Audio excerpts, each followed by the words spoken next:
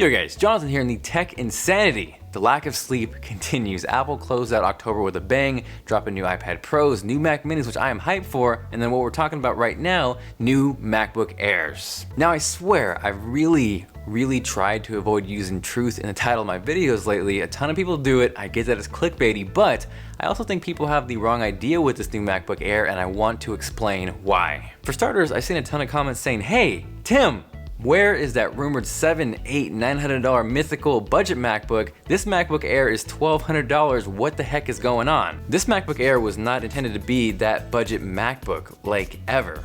I've said it all year long where I felt the 13-inch MacBook Pro without Touch Bar didn't really make sense in the lineup. It would make more sense is if Apple updated the 13-inch MacBook Air and replaced that, which is pretty much exactly what they did. If you recall, the previous 13-inch MacBook Air was around that $1,200 price point, but it came with a trash display, and no, I'm not just talking about resolution. I am talking the actual display, the panel, like it was just pure hot garbage. So what we have now is a much better display with a higher resolution Retina 2560 by 1600 display. You have 3 color options now: silver, space gray, and then finally gold, which actually is different than the MacBook Pro. Breaking news. Poppy Harlow just ruining my day. We can't go 6 minutes without an Apple controversy. Apparently, there's a report on Mac Rumors that the new MacBook Air is only using a 5-watt chip and people are freaking the out. All I'm gonna say is please, can we just get these devices in hand, use them, test them before we freak out? So yes, with those chips, you have a dual-core processor with a base clock speed of 1.6 gigahertz with a turbo up to 3.6.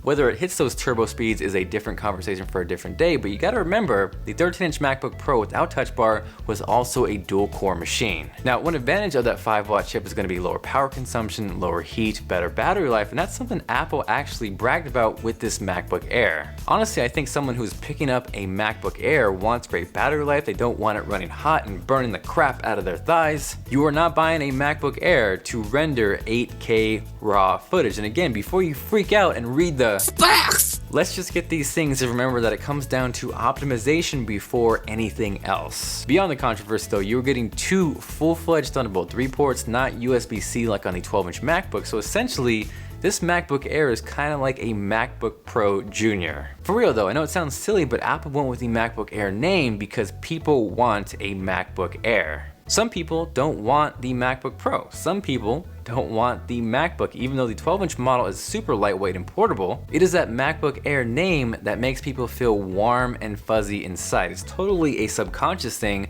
but hearing Air kind of makes you assume that, hey, my laptop is lightweight, it's portable, it's lighter than air, and there's also a little bit of nostalgia going back to what Steve Jobs pulled out of that envelope many years ago. Now what's also new is Touch ID. It's nowhere near as fancy looking as the Touch Bar models, but it's nice that it's here and it really rounds out these laptops. From there, storage-wise, you can go up to a crazy 1.5 terabytes on a MacBook Air, which I don't think anybody should do. It's just like completely overkill. With that kind of money, bump yourself up to a MacBook Pro, get some better specs, some better performance, and use the MacBook Air like it should be used. Lastly, these new MacBook Airs go all the way up to 16 gigawatts, and yes, there definitely is already some controversy with these 5-watt chips, but that aside, I think they look very promising, and I'm super excited to get them in hand and test these guys out. With that said, definitely feel free to subscribe if you haven't yet for the full review, and drop a like if you are enjoying this continued tech madness. More videos are yet to come, the new iPad Pros, the new Mac Mini, which I am hyped for, like Viper hyped. Oh man! Anyways, Jonathan here, and I will catch you guys later.